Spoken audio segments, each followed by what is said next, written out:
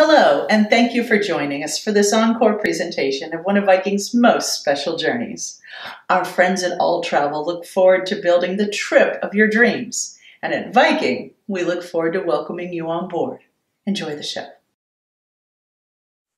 Hello, everyone, and thank you for joining Traveling Virtually with Viking. Before we get started, I would like to give a special thank you to our travel advisors who invited you to attend this presentation today. Additionally, please note that our virtual chat and question box is open, so type those questions in as we go. We'll be answering them during and after the presentation. And now I'd like to introduce you to Darren Dolan and Reiner Marks, Viking Directors of Business Development. Darren and Reiner have nearly 40 years of collective experience working in the world of fine cuisine and have held positions such as chef, executive chef, and hotel manager. Please welcome Darren and Reiner as we experience the culinary delights of France. Gentlemen. Hello. Nice to see everybody back. Yeah, very exciting. Darren, are we doing it again? We are. We're off for another journey of culinary loveliness. Very, very nice. Very nice. Today, welcome. Thank you so much for joining us. And again, Darren and Reiner are traveling the world. Today, we're going to lovely France, visiting those ports that we have wonderful memories of. And we feel that you should take a moment and to slow down and look at the culinary world along the way. Those are amazing journeys that we offer on all of those. And we're going to point out at which city you can see, or which itinerary gets you to which region. But the world of Viking constantly growing. So today we're focusing on France, this wonderful culinary mecca, and we have a lot of ground to cover. That's why, without any further ado, what do you think, Darren? Shall we? I think so. We're here for the country of France, as you all mentioned, one of the most popular countries in river cruising. As you just alluded to there, the world map just gives us so many option choices, but we're trying to narrow it down. And a little bit different today, Ryan, in the fact that we're not focusing on a single itinerary as we started the series with the Danube and then the Rhine. But, you think France, you think food, right? So, and France itself, so intertwined, so many different regions, so many different cultures within the one country. We thought we'd look at this and take it as a focus. But many options for you out there to enjoy this magnificent country. Whether you're taking the sailing on the Seine in the northern regions of France, round trip from Paris up to Rouen, giving us access to the Normandy coast, or maybe, as we're going to touch on here as well, if you're the wine lover and the culinary, Bordeaux says, come visit me. For sure it does. And we're going to feature some of those today. Otherwise, maybe intertwining that with a bit of the Swiss Alps in our itinerary from the Paris to Swiss Alps, taking you two magnificent countries, two magnificent cities, Paris to Prague, with the cities of light. And that will continue then to the southern regions, Provence, where we're going to touch on again today, sailing from Lyon down to Avignon. And then France's finest, bringing both of those mainstream itineraries together, linking Paris and Lyon by means of the TGV, making two cruises into one, 2 8 days into one single visit of France. Highly recommended if you want to visit France for 2 weeks in one go. And then the Rhine getaway, as we touched on the other day, Ryan and I alluded to the French touch in the Alsace region when we're down at Strasbourg and Colmar. And again, also the opportunity to visit this very same region, but to combine that maybe with the Viking Ocean experience as well, as we look at the Rhine and Viking shores shores and fjords rather, when we combine the Rhine getaway with a Baltic Ocean cruise. So many options for to be had, and today we're gonna highlight some of the main ports and the more important aspects to our journeys and the French field. And Reiner, where better to start in France than Gay Paris? Paris it is. So wonderful coffee culture here, wonderful street cafes, wonderful restaurants that you go anywhere. One of those cities in the world that you should go out and really enjoy the food culture. Try something new, try something you may not be able to pronounce, but doesn't matter. It will be nothing short of amazing. The French cuisine. Now, here's the thing. When we talk about French cuisine, there is not really a French cuisine, right? Because every village, every region has different traditions. But if we have to use the term French cuisine, is actually, since 2010, a UNESCO World Heritage protected cultural thing. So it's actually a heritage that's protected and recognized by the UNESCO. So there's so many things, like I said, to try. Patisseries, boulangeries, and all of their offerings are absolutely wonderful. Chocolate delights, macarons, and everything in between. Go on this culinary exploration. Spend some time in Paris, even before or after your cruise. We recommend to dive in, go out there, go off the beaten path, and enjoy those street vendors even. What is very typical for France, and if I have to pick something that is being served all over the world and is the kind of like the common core that people can agree on, would be probably the French onion soup. And the French onion soup, very simple to make, right? You need a good broth, you need the onions, the caramelized onions. You let the flavor simmer, and then you top it off with that bread that is slightly toasted before you sprinkle the cheese on there, and then you finish it in the oven. And the fact that the bread from underneath soaks up the soup is actually fully intentional. So you have that molten cheese on top that kind of pulls the string. Kind of hard to eat, I agree, but oh, how delicious is that? Invented as a peasant food, right? Out of necessity. So taking as many great dishes. Remember a couple of weeks ago when we were talking about the Viennese schnitzel, also a peasant food. Spätzle in Germany, a peasant food.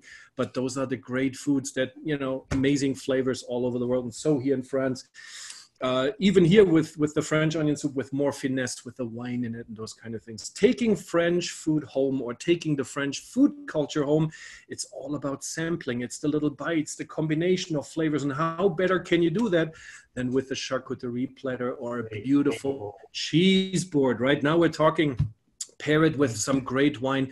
Even, don't be shy. Go to your local cheese store and ask for some recommendation. It doesn't have to be 20 cheeses. 3 or 4 combined with some fig jam, with some nuts and some crackers. It's very easy to do. And find some specialty store that has the saucissons and the beautiful cured meats. You're in business. You're impressing your guests at your next event. Pair it with some of the wines we're talking here about, and absolutely, I'm sure you're gonna shine. That's all right. And that would be the beginning point of this particular cruise, Ryan, as we entered onto the Seine. But I've chosen the northernmost port actually as our next focus. And today we find ourselves in Rouen. One of the wonderful aspects that we get to enjoy on the ship is these wonderful culinary, discoveries that we go about. The chef will always be doing cooking shows and presentations and such. And one such event that we get to enjoy on the ship is one of my favorite, is the cheese tasting and the cheese pairing of this magnificent region where we find ourselves now in Normandy, and a wonderful cheese pairing and tasting event taking place on the ship.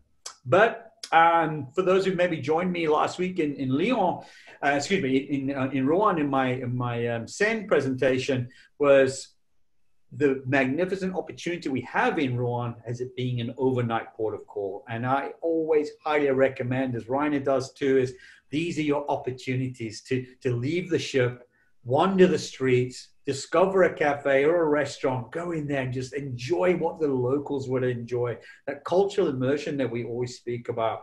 I was very privileged and honored to last year have actually taken a vacation on Viking and actually cruised this very itinerary with my wife. Wonderful time we had with Paris. We went up to Rouen, and I did a little research, and I love my cooking. That's why we're all on this presentation today. And I came across a little restaurant that had become world famous. But it was always famous in its own mind. Anyway, it's called La Couronne, the Crown, and it is France's oldest serving restaurant. And something my wife and I have been wanting to do for many years to check off that was to have the traditional press duck dinner. Oh my goodness, and did we get to an opportunity. You choose the press duck dinner off the menu. The next moment, the table next to you is cleared. So they're giving up their revenue for that table. The gentleman comes along, he shows you the duck we're about to prepare. Oh my goodness. And that presentation just takes place from the different preparation of the breast and the pressing of the carcass, to pouring in the calvados, to taking the legs and the wings away to roast, to bring them back. Oh, we had one of the most magnificent dinners of our time. We went totally overboard. Almost famous as well, though. It was the location for where Julia Childs had her first meal in France, on arrival in France. And her book and the story actually opens, if you were to watch the movie, it opens that, and she comments and just goes into great descriptions about her first culinary experience was right here at La Couronne. And they actually dedicate a menu on their menu for her first meal with them there. So again, just one of those examples of wandering off the ship, finding a local eatery, and bringing back stories that you know you can tell forever. So I have a endearing part to Rouen. But while we're in that region as well, I just mentioned briefly there, Calvados. Oh my goodness. We're in Normandy. We are in apple country. I'm a lover of apple cider, which up in northern France today is very popular too.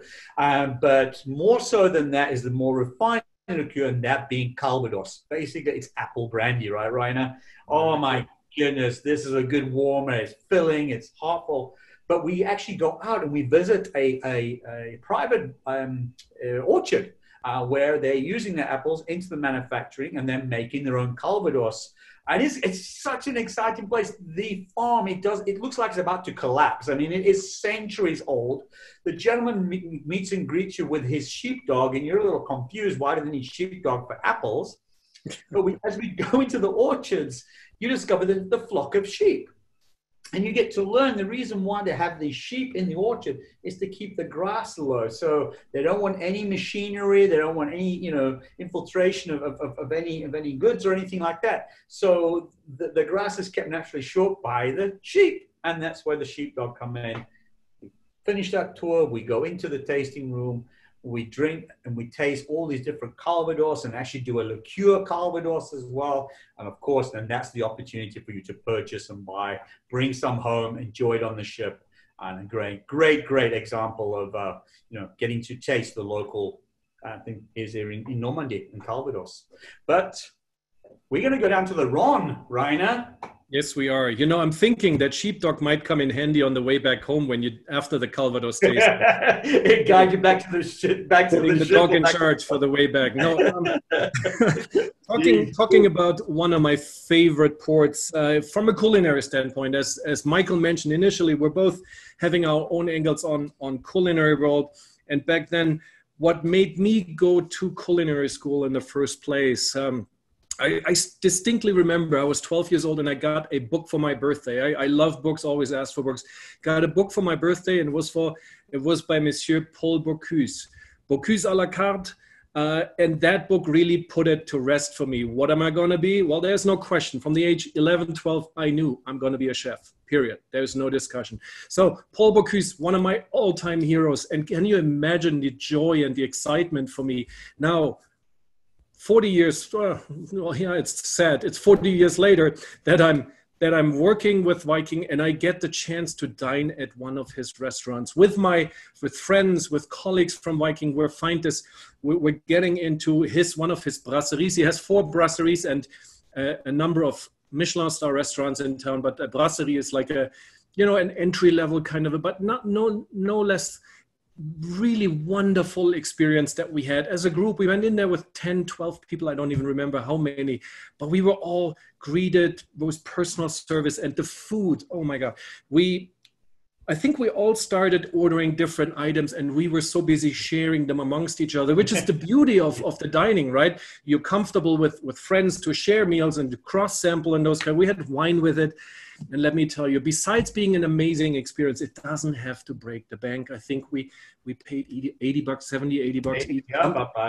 And it was, that was like 6-7 years ago. And was that one of the most amazing experiences we had? So, Monsieur Paul Bocuse, he has also his École Culinaire, the Institut Paul Bocuse here. I have some pictures with myself standing in front of it. So, this was really one of my highlights in my river cruise career, if you will.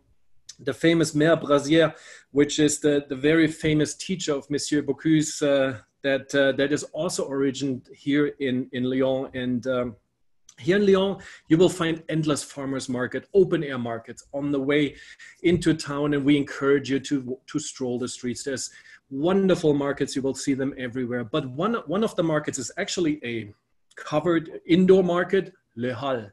Le Halles de Lyon. a food mecca. Can't say it any different.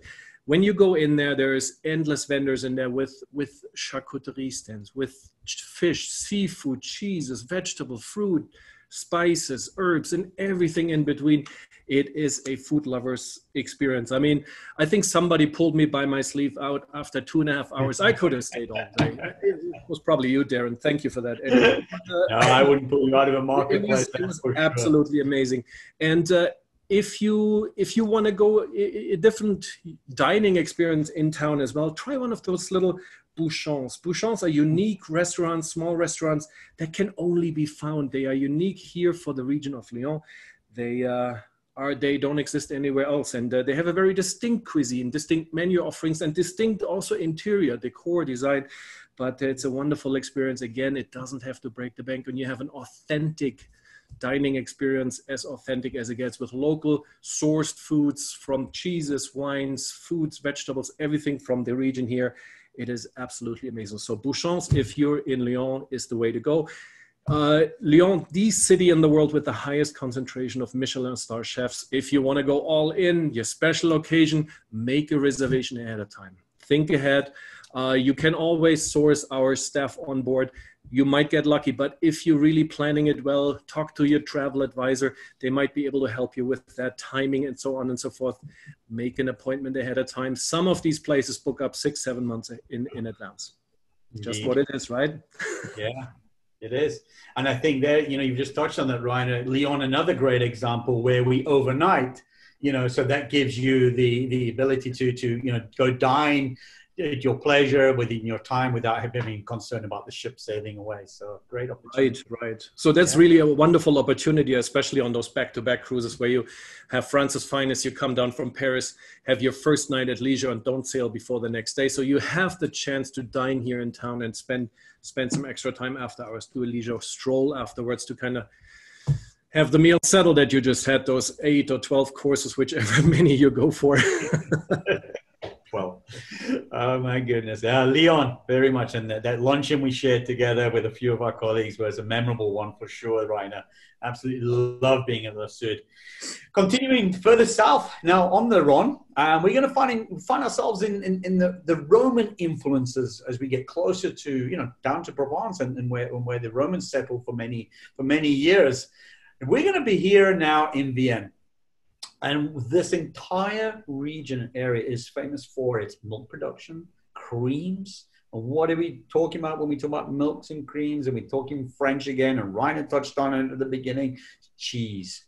And particularly in this region where we are today, we're going to find ourselves surrounded by some of the most magnificent goat cheese available, chèvre, as we know it. And chèvre can come with flavors, but there's something about the chèvre of this region that it's light, it's airy, it's, oh my goodness, and it's magnificent for making a goat cheese cheesecake. I always have to say that twice, a goat cheese cheesecake, as we see imaged here. So again, sometimes cheesecakes you get are dense, not here, oh my goodness, and then flavored with some of the fruits of the region as well. Keeping that sweet tooth here in Vienne is just one magnificent. So again, the influences of the dairy product in the region of Vienne, and a recipe that you could get and bring back home as well. And most good supermarkets have great selections of goat cheese available. And so maybe try your hand at home in baking the magnificent cheesecake here from Vienne. So another opportunity for you to bring French food home, at least try French food at home when you get back. But Rainer, where are we now? Let me tell you, we're getting into the region around Tournon, and we're staying with the concept of desserts. So Tournon, known for a couple of things, and I'm gonna just walk you through the highlights because there's so much food to talk about. But here in Tournon, it's a beautiful village in the heart of the Ardèche region, and that is a paradise for chocolate lover. If you are serious about chocolate and you are sampling chocolates around the world, and many of us are, and pairing them with wine, this will be your day. Here in Tournon, the famous chocolate brand that comes from this region, and they don't pay me to say that, but I have to admit it's really a fantastic chocolate, right? Is the Valrhona. Valrhona I'm not even sure if I pronounce this correctly, Valrhona, but their chocolates are nothing short of amazing. And they have a fantastic museum and an exhibit here in town that depict the way from the cocoa bean, from the harvest all the way to the processing, when it arrives in France, from the raw materials to this amazing chocolate they do. They have white chocolate, milk chocolate, dark chocolate. They have pralines, truffles. They have everything in between. I mean, there's just no other way that you walk out like a pack mule with bags and bags of chocolates. It's happening every single time I'm getting to this area, buying the chocolates of Verona, and they're great pairings for the local wines here, the Merlots. But there's a wine that comes from this region, that was invented in this region. We all know it, we all love it, the famous Shiraz or Syrah, right? It depends where in the world you are, how you pronounce this. Those wines where actually the grape was invented here, was created here, and the famous wines here in the areas are the Ten l'Hermitage. And the Hermitage, it's back to a hermit that settled here back in the 1200s. His name was, I hope I pronounced that correctly, Gaspard de Sterenberg. Gaspard de Sterenberg, a former knight who settled here after his adventures, after the Crusades and all these kind of adventures that he went on in 1224, and kind of settled here, and founded the tradition of hermitage wines. And that is really the birthplace of Syrah. The climate is perfectly with the morning fogs in the spring and the fall. That's the moisture, that's the soil, the minerals that the region provides that make the Syrah so unique and so well known. And whether you enjoy wines to blend in Syrahs or the grape by itself, the cuvées, this is a great wine to pair with the local chocolate. And we do have a tasting, of course. We can't go to vineyard and not taste. We have a tasting here and pair it, of course, with the Valrhona chocolate. I'm going to tell you, you're in for a treat. That's all I'm saying. Oh my goodness. Shiraz drinker myself, love the Syrah grape. And what's amazing about the Heritage, as you were saying, it is such a condensed growing region, so and limited to that region. So production is extremely low. So obviously that results in higher pricing, but a magnificent wine. I fully agree with you there, Rainer. And as our journey will continue further south on the Rhone, our last port of call, or the first port of call in this particular case, will be here in Avignon. I absolutely love the city, the magnificence of its medieval walled environment that it is, the home within there of the Palace of the Popes. Again, another opportunity to spend the evening and venture out. And while we enjoy this magnificent walking tour around the walled city and going in actually to visit the palace itself, what always attracts me to Avignon is within the cobbled streets and the cobbled squares within the city, and the numerous amount of sidewalk cafes and restaurants. You could be sitting at one of the restaurants, but yet you're still almost 2 blocks away from the actual main building. Oh my goodness. And on a lovely day, surrounded by Avignon folks as they're going about their business, enjoying local wine. Just some memory coming back to me now of enjoying escargot, enjoying a pate and foie gras, typical of that region. Amazing opportunities for dining in Avignon. But we also venture a little bit further east of Avignon into the Provence region. And as you'll see here, imaged here, one of the local delicacies that we get to enjoy and try is the fougasse, which we're looking at right here. And the fougasse is basically a French flatbread. It's taken on aspect of using the local produce, olive oil, as you will see in it. This entire region is so rich in olive oil production. We actually do visit a family-owned olive farm that's been in production for centuries. And so it's magnificent to see that, the growing of the olive, to the olive tree, to the picking, to the harvesting, to the oil production, and then eating and seeing the byproduct of it, as we would see in the fougasse, with the sun-dried tomatoes, or maybe you've chosen the rosemary or some of the herb hinted. It is absolutely magnificent. And what does this go well with? As always in France, everything goes great with wine. And this is by far probably my most I want to say fun is not the word, but an intense, amazing wine experience I've had in France, of the actual wine experience, was our visit to Châteauneuf-du-Pape. Châteauneuf-du-Pape, located outside of the city of Avignon, became the summer residence of the popes of the region.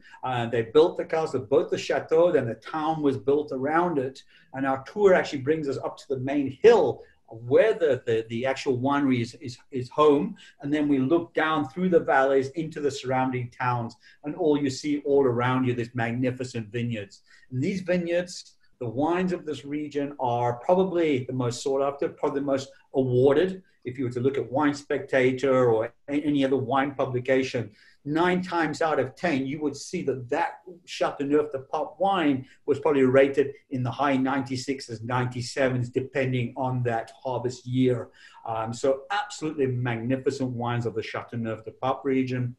Yes, we go into the chateau. Yes, we do a very in-depth tasting. And again, the opportunity to taste and to purchase. I was guilty of this. I did have a case shipped home, and I was banned on my return home from buying any more of this wine because of the cost that was attached to my credit card. But that's all part of travel experience, I put it down to. But it's not necessary that much you need to buy. Maybe you're buying a couple of bottles to bring back to the ship, as we always allude to. Again, we highly recommend and encourage you to bring those wines of the region back to the ship. Again, better. It's the best place to taste the wines and food of a region while we're there in that region. So great opportunities here to enjoy the fine wines of the Châteauneuf-du-Pape. And one thing I want to allude on that one. One thing I want to mention, when you bring those wines back on board, there is no corkage fees. We do not charge any corkage fees, whether you bring a bottle of Calvados from Rouen or a bottle of wine enjoyed with friends. There is no corkage fees. Please do so. Absolutely. That is one thing I wanted to mention. Now, we continue our journey on desserts now. Here in Avignon, there is a number of great desserts. For example, these beautiful eclairs and amazing coffee culture. There's one coffee roaster still remaining in the city of Avignon. We have his coffee. It's amazing. It's really good. Very strong, powerful coffee that goes well with those eclairs. And that's one dish that I have learned in culinary school, practiced at home many times, and probably became one of my dad's favorite desserts. You see this burly man, and he's like pinky up and everything with his eclairs. But that's just a little side story. In Avignon, so much to see. Passage Laratoire, the famous Rue Saint-Agricole, those shopping streets with delicacies, with high-end shops and everything in between. Rue Joseph Vernet is another one that you want to visit, and you can't miss them. They're really beautifully laid out, and they all kind of lead to that central market square that can be reached from anywhere. It's the beauty about European cities, especially those medieval towns that have grown over time. You have the church in the center, you have the market square around, and that's the heart of your town. So from there, all like a star, all these roads will lead into the neighborhoods, but they all come together to the market square. That's by default, so very easy to navigate. And again, we're doing, like Darren mentioned, the Fogasse, very popular dish here. We're actually doing a cooking class. We learn how to do these Fogasse, and we go to La Maison des Fogasse, learn how to do that. A local chef will do that with us, and we also will, of course, sample them as well, but also later on enjoy some homemade eclairs. As you see here, it's a beautiful tour that we highly recommend. Again, a culinary angle on that, so folks might enjoy something different. They might take a bicycle ride, but for us, I'm talking all of us culinary fans, we'll probably join this one, right? Absolutely. Magnificent. One way to further extend or start on the front end is, on each of Viking's cruise experiences, we're always very much putting forth the pre and the post programs, allowing you to arrive earlier, which is always highly advisable, to get over that jet lag and to ensure you get there and you get on and embark on your cruise in comfort. Or maybe you want to extend afterwards and continue to take in this particular case, more French cuisine, right? Taking more of the French cuisine facet to the experience. And so many of our guests opt to make this choice. And I would always highly recommend speaking with your travel advisor to look into the opportunity, possibilities of either arriving early, or staying later rather. Great opportunities for you to extend your Viking experience. In this particular case, a great example. And going back to one of my favorite dishes now, if you were to extend, how about here in the French Rivieras, in this magnificent post-cruise opportunity we provide? French Riviera, to me, says Marseille. Marseille says bouillabaisse. Absolutely love bouillabaisse. It's one of the first seafood dishes I cook for my daughter. She absolutely loves it. It's a fight to keep the seafood in the pot when I do make it. And it is something. It is one of those dishes that if you experienced it in France, it's so quite easily made at home as well. With a little fennel, some saffron, a little wine base to that, maybe a little splash of the Ricard Pernod, anise flavor in there too. A nice hearty white fish to put in together with the mussels and the shrimp. Oh, slow broiled, doesn't take long to make, but the accompaniment of that has to be, by law, crusty French baguette. And then we add the roux to that on top of that, kind of like an aioli, if you would, like a mustard aioli. Nice spice to it, nice bitterness to it. Dunking that into your bouillabaisse, taking out that fresh seafood with that lovely saffron, fennel, licoricey back taste to it. Maybe pairing that with a martini, as we see on our right side there, because this is obviously the home of vermouth as well. Vermouth obviously being one of the prime ingredients of some of the martinis to be made as well. So the opportunity to further extend, experience more French cuisine, bring it home, and continue your Viking French experience in your very own home. But Rainer, we're leaving Rhône in southern France, and we're going to probably one of our favorite regions. Where are we headed now? I think I've made a horrible mistake. I haven't eaten lunch yet, and all we talk about is food. Sorry. Nice job on that bouillabaisse. I'm ready to go, my friend.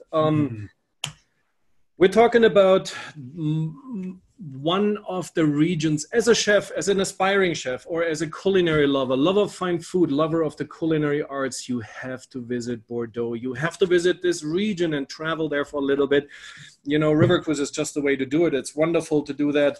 3 rivers here, the Garonne, Gironde, and Dordogne, that flow through this region, provide the moisture for some of the most amazing wines. But what we're looking at here is the famous sauce bordelaise, a beautiful steak here with some dauphinoise potatoes. The sauce is fairly easy to make. We have the recipe. You can find it probably anywhere. Very, very easy to make, but it is such a great steak sauce. Very easy to reproduce, to do that at home and bring a little bit of French flavor onto your table. Sauce bordelaise, which turns your steak into a beautiful French dish. Now, this is hands down as great as the many French wine regions are, hands down the most awarded and most reputable wine region in the world, with Chateau Margaux, Chateau Mouton Rothschild, with the Margaux region, with all these amazing wines that these names, even if you're not a wine lover, that sounds good. It is. So we're visiting these vineyards, whether we stop there, we try in some of some of their wines, the Sauternes wines, which Darren, I think you will later on elaborate on those a little bit. Bordeaux, as a region, as a wine growing region, listed in the UNESCO World Heritage as an amazing region. And again, take it away, Darren. We'll talk about Sauternes here. You speak about Bordeaux, and again, another city where we overnight, so getting up a great opportunity. And the wine museum, I think it's been open maybe for 5 years now, Rainer, 4 or 5 years. That the wine museum in Bordeaux is well worth the visit. It really gives the insight into the history and the modern day feel for the Bordeaux wines. Hey, Rainer, you just touched on a wine there, Sauternes. Quite a unique wine, very much so. It's amazing to learn the production of this magnificent wine, a noble wine, as we would say, in the fact that in the region of the Bay where we are, is the grapes are actually infected by what we call a noble rot. So basically, if you see these vineyards during the season when the grapes are full, what happens is this rot actually makes its way into the grape. The grape starts to shrivel. It becomes raisin-like, and through the sun and then the baking, and the sugar content of that obviously is rather high. It's all very safe. It's all very controlled, and then the production of those grapes, and it's a mixture of Semillon, Saint-Emilion, and the Muscadel. So the Muscadel, as many of us know, will bring us sweetness. Now, why it has the sugary sweetness to it, it is a fine balanced wine, because you have that balance of the sweetness and the acidity. It really does texture, but it is quite a full-bodied wine, as you would see if you were to take a wine. You would definitely see the legs on the glass for sure. The sugar contents are a little higher, but it's not just to be confused. Oh, if it's a sweet wine, then it must be dessert wine, and it's not quite the case. One of the unique features that we see about the Sauterne generally is that it's sold in half bottles, 375 ml as opposed to 750. There are a few, possibilities to buy entire full bottles, but it's more sought and more found in the smaller version. And a bottle of Sauterne at your local wine store you could probably get a small bottle, depending on the vintage, for around about $20 maybe. But it would go up then to what I consider to be definitely the best that I've tasted. And I tasted quite a few vintages of the famed Chateau de Chem, which is unbelievable. It really brings, chalk and cheese when we're talking about those $20 options. Add to a wonderful vintage of a Chateau de Chem. It is unbelievable. But again, as I mentioned, although it's sweet, it's not to be confused just as a dessert wine. While it pairs well with dessert and cheeses, my favorite to pairing a Sauterne is with a fantastic, wonderful seared foie gras. Oh my goodness, that complement of the foie gras and the Sauterne, the sweetness, the acid, and the richness of the foie gras just blend together like what a wonderful marriage. I spoke about my dinner in Le Coron up in Rouen, and one of the courses we opted for was the foie gras, and my wife and I both had a glass of a fine vintage Sauterne. So absolutely, if you're there, taste it. And again, readily available back home. And I just mentioned one of my favorite foods there, Rainer. I think I mentioned foie gras. Yes, you did, sir. Yes, you did. And that brings us to the region of the Périgord, right? We all probably have heard about the Périgord, and this is a region that's known for its amazing foods, for amazing wines. This is home to the Montbazillacs. This is home to the Bergerac wines. This is certainly the home of the duck confit, the foie gras, as Darren mentioned, and it's also home to the Saint-Emilion vineyards. So Saint-Emilion that are here at the confluence of the Ile and the Dordogne was founded in 1270, a beautiful old village, old town that was a fortification here on the upper river, founded by Roger de Libourne back in the 1200s. But UNESCO has protected the Saint-Emilion region, not necessarily Libourne by itself, but the Saint-Emilion region as a UNESCO World Heritage Site. And that is of course, the opportunity for us to sample some of these wines. When we go on these tours, there's always sampling, there's tasting from village to village. You have different flavors, different vineyards, different soils that make up the flavors of these wines, and so much to explore. This is the opportunity for us in the entire region to pass through open air markets, farmers market, meet the people in the destination, in the location, and maybe learn about one thing that is unique to this region as well, where the best truffles are coming from. This is a region that where we have the opportunity to go on a optional tour to learn about truffles. So there is different types of truffles, of course, the white truffle, the gray, the black. Now this region features the black truffles, and we're meeting actually with a gentleman who is quite a character. I was really intrigued, and it took me a little while to sort things out in my head. He seems like a farmer with his dog, with his truffle dog, and he's wearing these farmers boots. We're coming, not knowing where we're going with truffle. So we're dressed for excursion. And here is this farmer welcoming us with a walking stick and a trough with a dog. But let me tell you, the wealth of knowledge, of information that we received from this gentleman was unsurpassed. Learning well as we go that he is the authority on anything truffle. This gentleman has traveled to Australia. He's been in Japan on symposiums on anything travel, and he gives these lectures probably still wearing his farmer's outfit, but he knows truffles to the T. So going with him into his orchard where, you know, certain truffles, you cannot cultivate them, so you can't make them move, but you can plant trees that attract them. Oak trees, hazelnut trees, that's what they like. And you can provide the soils, the environment, and with a little luck and a lot of time, the truffles will migrate into your orchard. So he has a number of orchards. So he took us out there and explained to us the different ways of finding truffles. Not only that, his wife, a Swiss chef, you know where I'm going, right? So that was part of the tour. We're doing the truffle experience. We all got to dig out some truffles and holding them up and smelling them, learn how they're being harvested and those kind of things. And we thought, my gosh, this was amazing. Oh, we didn't know anything.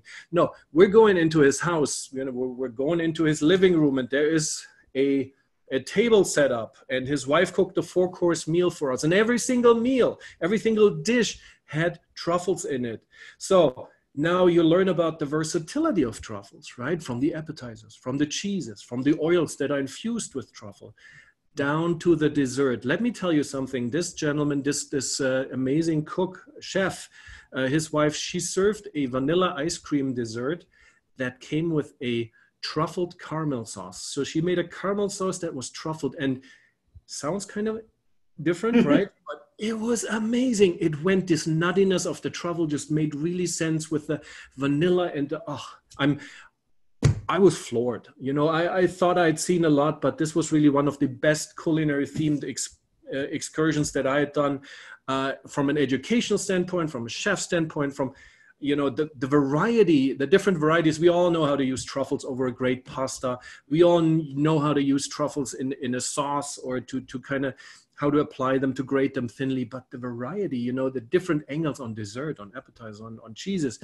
just blew my mind. So as always, you know, that's what we do. We immerse ourselves in the destination. We learn about new culture, different angles, different way of thinking. And that's the beauty of the culinary world. It kind of is part of the culture and so important in what we do, travel and learn and educate ourselves.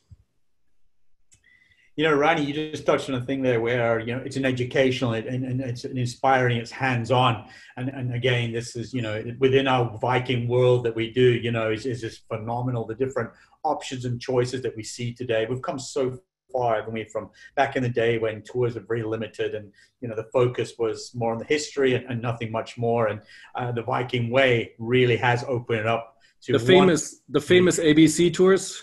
There we go, the ABC tours. You know, I thought, oh, this is river cruising, great.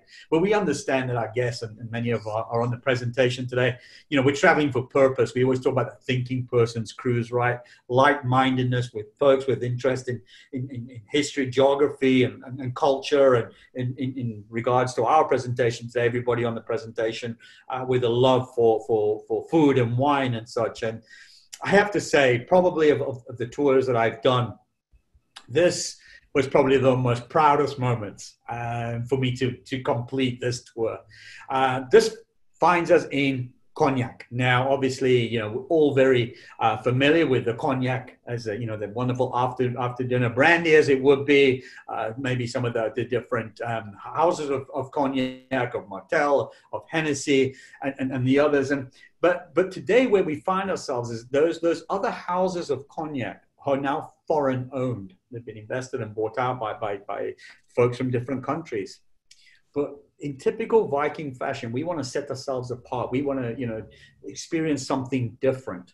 So what we have done, we've partnered with the wonderful family and the owners of the House of Camus, C-A-M-A-U-S. Not to be confused with Camus out there in California, but this is the House of Camus. And their fine cognac and brandy are French-owned, French-made. And again, this is just an opportunity where we go do a tasting. No, we go much further than that. we go to the distillery and to the main house, and we go with the cognac blender, the head cognac blender, or one of his assistants who's working that day. We enter into the tasting room, and when you enter into the tasting room, everybody's got a little separate, a little place on the table. Very much like if you learn about blended wines with a couple of different wines there of the region. But in this particular case, what we are looking at in front of us is a flask and a mixing container, droppers, and 4 different varietals. Now we get to learn about these 4 varietals. We get to discover, how do we like our cognac? What do we like our cognac to be served with? Are we an appetizer or a digestif, a cognac drinker? Do we like to drink our cognac with chocolate? I personally am a cigar smoker. I love to have my cognac with my cigar. So what we get to learn is all the different elements of these 4 varietals. And once we've done our little scientific experiments and we get the balances right and we're tasting it, and the moment we get it right, we go off to the main vats behind, the main barrels behind, and we measure out in the flask to the percentage of how we would like that varietal mix to be, bring them back to our table, take the varietal, taste it. It's wonderful. It's kind of a half bottle, like a small bottle, like a half-liter bottle. Put it into the bottle. We then take our label, handwritten label. You put in the percentages of those varietals next to the print. You put your name, you put the date, and you sign it. They then take the bottle away. They put it into a presentation box, and that's your takeaway with you. But it goes further than that. This is a gift that keeps on giving, because that little label you had a unique blending number attached to it. So on the conclusion of, and you bring it back to back home, back to the United States, and you enjoy this cognac, and you're sharing the same stories I'm sharing with you. Before you know it, it's gone. Before you know it, Father's Day comes around, and my loving wife has got onto the website of Camus, provided the blending number that was on the label, and reordered my own cognac, because that cognac blending number is yours for life. Unbelievable. I'm just for show and tell, as Rainer and I were talking about earlier. I don't know if you can actually quite make this out against my background, but here is the bottle, one of the replacement bottles. So again, just something that's memorable, awesome experience, and something that stays with you for the remainder of your life. And I couldn't be happier. So yes, sorry, I get so carried away with that story. But Rainer, let's continue in Bordeaux.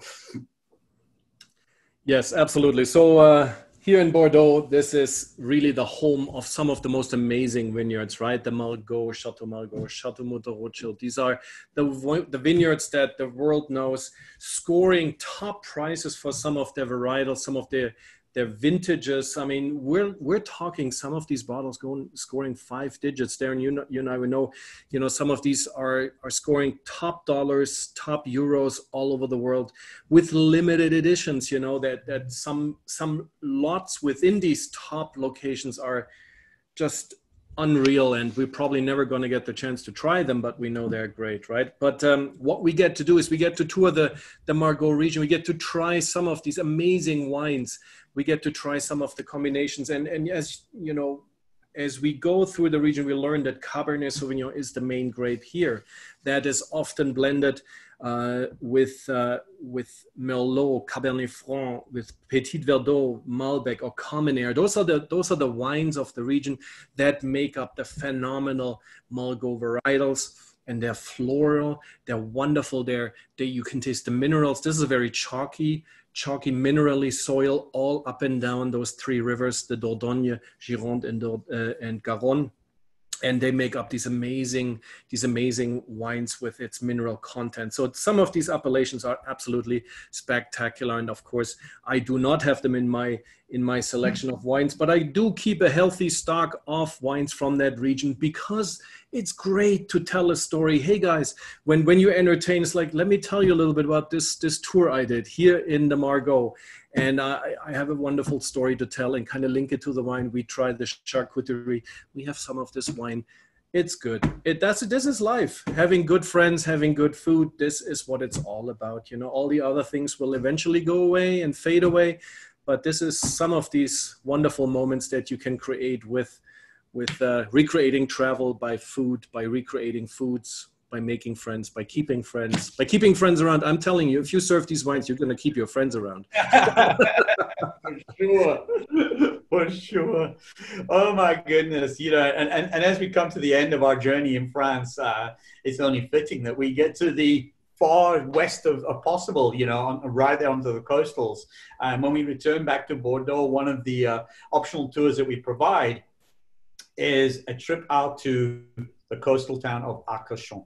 Now, unless you like oysters, or unless you want to, maybe you have not already acquired a taste for them, or just maybe want to venture, this is oyster tour. Let's describe it like that, the best way to describe it. It is phenomenal. We just take a beautiful scenic drive from Bordeaux out to Arcachon. Once we enter into Arcachon, the little fishing village, these beautiful ornate Victorian style houses are about, because historically what would happen is when at the turn of the century, when folks were not well, the wealthy folks found themselves ill or under the weather, their doctors would prescribe them to go to the seaside to get the fresh air. And as a result of that, Arcachon was really born. But on our arrival to the fishing village, we break up the small groups, board a little vessel, and we make our way across the bay into Arcachon on the harbor on the Atlantic side, as I alluded to.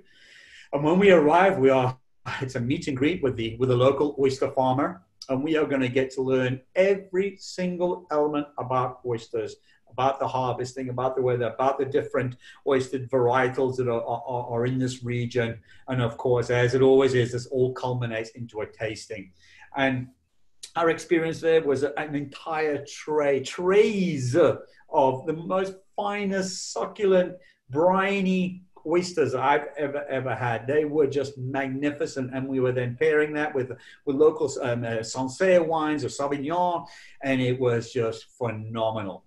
But your experience is not finished at that point. And one of the wonderful takeaways as we leave is once you've tasted, maybe you're there on that tour tasting oysters for the very first time. And if you are and you've enjoyed it, then you wouldn't be alone in some famous gentleman who had his first oyster experience here in Arcachon. Right, Rainer? Yeah, not me, but the gentleman we are talking about, you're probably all familiar with Anthony Bourdain. So his family roots are French, and his actual family actually from the region around Arcachon. So on one of his vacation, when he's in his 10, 12, 13 years old, and whether as a 10, 12-year-old, your palate is not that wide. You're kind of accustomed to French toast and mac and cheese is about as experimental as you get. But here he is in the region, and he dared to try a fresh oyster here in Arcachon. And as he describes it in one of his books, and he even made one of his travel shows about it, and describes that something in him clicked, that he realized, I want to learn everything and anything, and I want to experience foods, and I will try everything and anything that comes my way. I will never limit myself. And I think many of us had these wow moments, right? I still remember my first time I tried a ripe camembert. And if you know camembert at room temperature, it's not an appetizing looking cheese, but you spread that on a nice piece of toast and you try it and you have it with the right wine pairing. Things just come together, and there is something clicking up here that makes you understand, wow, I got to get out there and I want to try it all, and I want to try it right now. So that's my little story on Anthony Bourdain as he broadened his horizon here in Arcachon. But I think it's kind of summoning up what we try to relay. Go out there, try the foods, try something new, experiment, be open, keep an open mind when traveling. That's really what it's all about, right? The opportunity, the time to do so, isn't it, Rainer? Very much. For sure. And I guess there's quite a bit of food available for us on board as well, Rainer. No kidding. I mean, the foods on board always reflect the region, foods cooked from left and right of the ship. And of course, our chefs are culinary experts that, it's not a mechanic found his way around, found inspiration in cooking. These are culinary experts that take a lot of pride in their craft, in their art, and they eager to serve. They chose this as a career, and they take a lot of pride. And I think it shows in anything and everything we do on our ships there. It does. And and that brings us back to the way they're trained and the focus that Viking puts on the culinary elements on board and the enjoyment. It's probably one of the things I've seen throughout the 10 years I've been with the company. Is something that's really become each and every year we've just got better and better and better, and listen to our guests feedback and the influence of local cuisine. I think regional cuisine has been probably the thing I've seen come more to the forefront.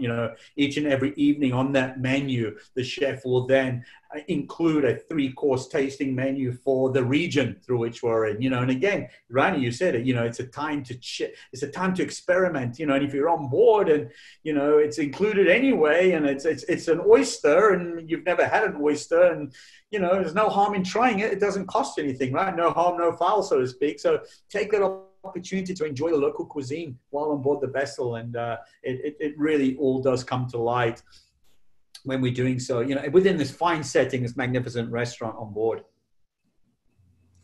Absolutely. We have purposefully, fully on purpose, these restaurants that we have in our beautiful longships are designed to accommodate larger groups of people. So smaller tables of 6 or 8, up to 10 people, long tables, because we see a lot of groups traveling together, even people meeting each other and striking up friendships as they go and want to dine together. So we find actually in the first couple of days is more like by default the run to the smaller tables by the window, but come 3rd, 4th day, people have taken excursions together. It's you find them kind of gravitating to the larger tables and inviting newly made friends talk about the exploration of the day and enjoying a meal together. And that's the beauty of it, right? It's a very social event. River cruising is very, very social. You make friends, you keep friends. And I don't know the exact numbers, but this was one thing, a statistic I saw in the past, that many people that come on the first Viking cruise, they come back with friends, with family, because it is such a social kind of experience to do. I've heard that 50% of folks sailing with us are sailing with another couple or more, actually. Right. I'm not surprised to hear that, yeah. So, you talk about preparation, you talk about quality, and obviously, sourcing of product is very important for us. So this is what blew my mind away when we created and introduced the Viking longships, that on top of the sun deck, we actually have our own preserved herb gardens. And it's just, so we have these 2 long rows of mixed herbs. Obviously we have the basils, we have the thyme, we have the parsley, we have the mint. My goodness, it is just what a mind-blowing concept to have your very own herb gardens, to allow the chef or his brigade to come up, pick the herbs of the day for the production of the food, and go back down to the galley to prepare. It's just absolutely stunning. Who would have thought of such a thing? I asked myself, Rainer. Yeah, that was an idea in my first turn with Viking. That was back in the early 2000s, 2001 till 2005, 2000 till 2005, when we came up with a lot of ideas, very humble beginnings that started with a couple of flower pots with herbs in it, that grew into that concept that we see nowadays, but so smart, so elegant, so beautiful. It adds a lot of flair on the sun deck. But yeah, very, very proud to be part of this early group of inventions, of inventors, the concept of our light lunches that you can do now. Those are things we experimented in the infancy of river cruising that now has grown into really unique venues that are fine opportunities to embrace the food culture in the destination to its fullest. And organic herb garden that travels with you, that's a dream for a chef. I have my own very humble herb garden in my kitchen, but it's nothing like this. Nothing close. You just touched on something there, Rainer, and the foods of the destination, and our taste of, my goodness, the taste of dinner, celebration of the local foods, one of my favorite events.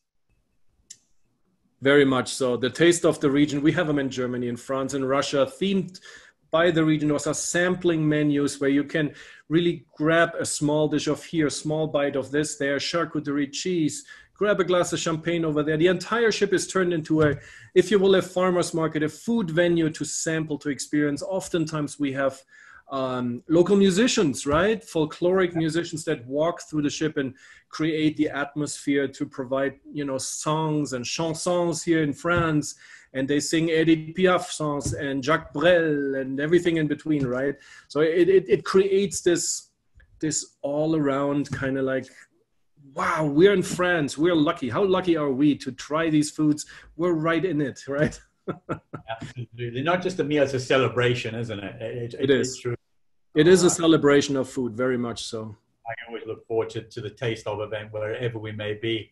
You know, and again, just the continuation of the opportunities, just in case we haven't fed you enough or you haven't eaten enough, you know, 3 o'clock, a program we introduced onto our ocean vessels that we've introduced over on the river ships now is our afternoon tea, our high tea.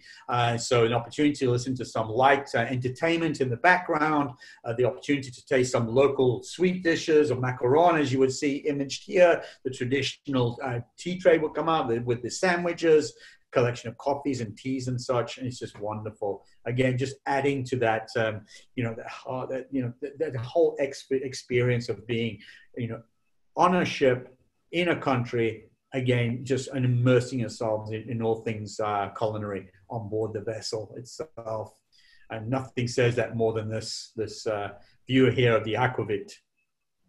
The aquavit chair is probably one of the favorites for guests on board. Sitting in this setting, sailing through the region, enjoying the foods, with friends, with family, with your loved one, having a great glass of wine, great food experience, or a high tea even out here. So this is as beautiful as it gets. And I know, Darren, you're a big fan of the aquavit terrace as well. You talking about some meals you had out here, yeah.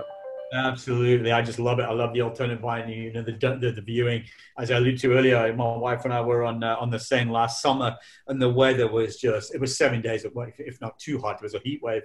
But what it allowed us to do was actually go and have dinner on the aquavit every evening. And it was just a view such as this, it was just stunning. We had the most beautiful photographs, most beautiful time. Sat there, just went, from course to course and enjoyed the wines of the region. Absolutely phenomenal location to be on board. Rainer and I touch on each of these presentations, just give you a little feed, give it back or something like that. And I chose a little book today based on somebody we spoke about earlier, when we spoke about Le Caron and we spoke about Julia Child. And I actually own this very book. I'm sure many of you do too. She was absolutely the road setter when it came to bringing French cooking to our TV screens in America. And she really is the grandmother, and she just does a phenomenal job. As you probably well tell, I don't know if you can see at this moment in time, I have quite a few of these pages earmarked that I go to, even though I've prepared them several times. I just love having the feel of the art of French cooking. You'll probably find I've opened that on beef bourguignon. We'll probably find the next one is chicken fricassee, and what would be coq au vin as well. But again, a great book, and the movie as well. So now you know that Julia Child's first culinary visit and experience in France was in La Caron in Rouen. Watching Julia and Julia, based on the book, is a very light-hearted, entertaining movie as well. So always looking out for options in continuing our journey before and after. So Darren, thank you for sharing. This is a great book. I don't personally own it yet, but it's definitely on my purchase list. But one book that we have on our ships that kind of sums up all the, just kind of like an FYI to all of you, planning to go on the rivers, you will find the kitchen table, which has a lot of the recipes that we're talking about here on our journeys. It's a kind of a travel book, talks about travel tidbits, and has some of the recipes, of course, in it as well. And that brings us to the end. And I think Michael is tapping on the clock because we went over our time again. We will get this right. We will. Eventually, or not. We're just too passionate. I'm sorry, Michael. You are passionate, and I have some questions for you. So our first question is specific to that Julia Child restaurant where the pressed duck was served. Can you just repeat that for our guests? We had a few questions on that. La Caron. La Caron. I would dare to spell it Carrone. The translation is Caron, and it is in Rouen. Very easy to find when you're in the marketplace. One of the main thoroughfares, couple streets that goes down. You follow it all the way down to the left-hand side. On board the ship, they can most definitely provide you more information. But it's one of those locations, depending on the season, I would highly recommend making a reservation. You can dine outside or inside. We were there in July. It was extremely hot, but you had to, you're surrounded by pictures of czars, kings, queens, rock stars. Everybody has eaten there. It's unbelievable. 450 years old, I believe it to be. La Caronne. La Caronne. Great. And then for someone that is interested in wine, which Viking itinerary would be the best choice for them? I think, Darren, we can agree. Chateaus, Rivers, and Wine is the Bordeaux round trip that has the most wine and culinary focus. You will try wine on pretty much any cruise that we go on, Rhine, Danube, on Normandy, on the Rhone. But the main focus on wine is really one of our Bordeaux Chateaus, Rivers, and Wine. If you are a wine lover as well, you may want to look into Portugal as well. Maybe we talk about Portugal as well, right? The port wines of Portugal, very, very wine focused, wine centric kind of a cruise, but Bordeaux would be hands down my choice for you as a wine lover. Absolutely agree. And then in terms of, really being able to experience all the different, diverse regions of French cuisine, what would be a good itinerary you would recommend for that? France's finest, do both. Hands down, right? France's finest, 15 days from the very north to the very south. I think you get a great wide variety of French cuisine. Yeah. I think what that incorporates is that, there's that challenge out there. There's a food war out there among the French. Parisians against the Lyonnais. Is Parisian food the best or is the Lyonnais? And they battle head to head on everything. I guess we never find out, huh? Yeah, absolutely. Well, they're always yeah. But it gives you the opportunity for you to make that decision. My decision was I came away. I love both, but I'm a Lyon lover. That's me. Great. So thank you so much for your presentation, Darren and Reiner. And you'll have to talk to your travel advisor about booking both itineraries. And if you have any additional questions on any of these itineraries, please reach out to them. And again, we do these traveling virtually with Viking events every day, Monday through Friday. Our next culinary journey is actually on Monday at 12 p.m. Pacific time, 3 p.m. Eastern time. So make sure you tune in and join us. Thanks again for traveling virtually with Viking, and we will see you next time. Thank you. Bye-bye.